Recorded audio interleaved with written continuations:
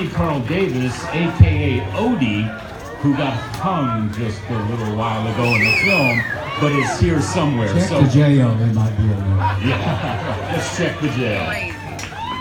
Just crazy.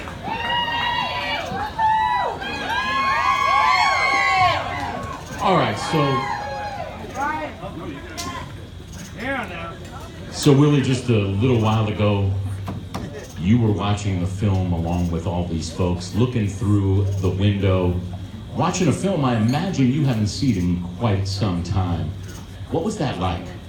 I was thinking, who is that old bastard?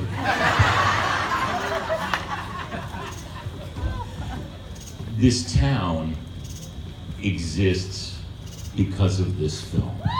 And this town, in a lot of ways, is your Graceland. Do you look at it that way? Well, it sure it's been good, you know, to have this place to, to write a movie or a video or something. It got to where the only time I could ride a horse is when I would book a video or a movie with me riding a horse. So I was always glad to go to work out here. This is a good spot.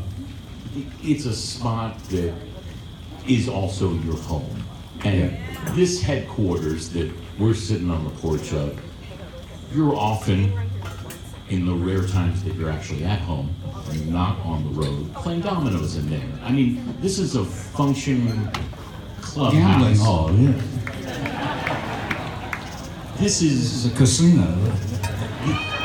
This is your home that people get to visit in situations like this. This is your home that people get to visit in situations like this. Glad to have all y'all down here. Hope you enjoy it. Hope it didn't get too hot, did it? It was kind of, a little bit, but not bad. Has been worse.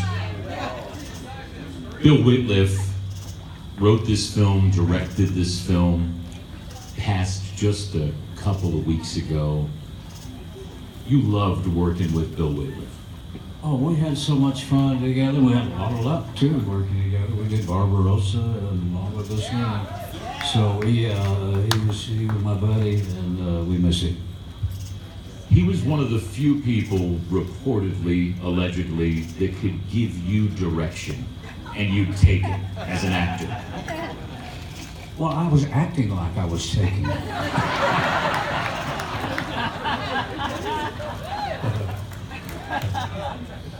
But there was a respect there. Oh, yes. He was a great writer.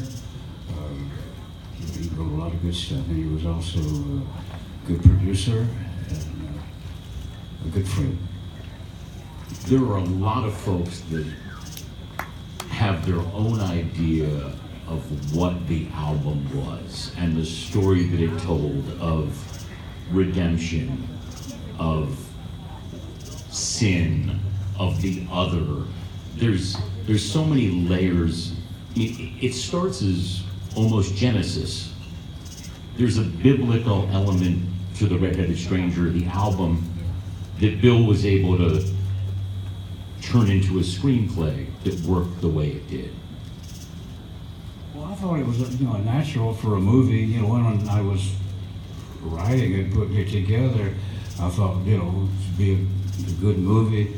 So I started thinking about it. Yeah, it took 12 years though to get the movie made. After we wrote the album. And you make albums at such a pace, and even then, that this was frustrating for you. The fact that this movie couldn't get made, that the movie business operated it even slower and was more complicated than the record business. Well, it just proves that, fortunately, we're not in control. Somebody smarter than me is handling all that. But it was a labor of love for all those years. And you ended up rounding up the friends and some of their money to make this. And to do it here at literally a 15th of the budget that it was originally planned for. Robert Redford would have played the role that you played. What would a $15 million He chickened out of it. What would that movie have been like? Oh, would have been better. I know that much. What is it about acting that you like? Well, I never looked at myself as an actor, you know. I react a lot, and I think that's what it's a lot about, you know, is reacting. Pauline Kael, the famous film critic, she thought you were really good and thought that, while a lot of people thought that you only played Willie Nelson, that you carried a depth and a gravitas beyond that. What was his name, the old guy that was in the Honeysuckle Rose movie with me that wrote it? He said Willie plays himself better than anybody.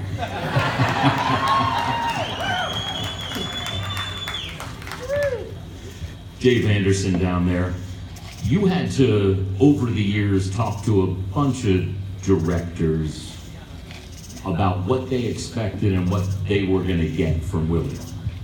Talk to me a little about that. Well, one director we tried to hire was Sam Peckinpah, but he didn't agree with the cast, and I didn't agree with his budget. So we settled on Bill, which was a great choice. Bill was very hands-on. I mean, Bill ultimately pulled it together to get this thing done. You think Barbarossa was maybe their greatest collaboration? Maybe a tie. Talk to me about the Life magazine connection.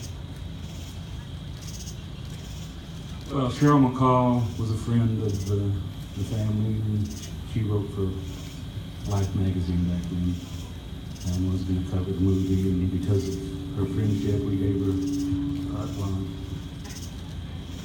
And she was sitting in Willie's bus. I was in the office and looking at the checkbook, which was about $100,000 short at this time, and decided I'd maybe have a conversation with him. So I went out there and talked to him and said, you know, it'd be nice to have your name on these checks too. And Cheryl popped up into the conversation and said, well, I have a friend that knows a friend that's having dinner with a friend tonight, and maybe she's got some money. And I told Cheryl, shut the fuck up! This is real! A friend of a friend of a friend of a friend? Yeah, get out of here! The next morning, that friend came with a $500,000 check. So Cheryl McCall was a big help in the film for sure. She went on to work on Farm Aid.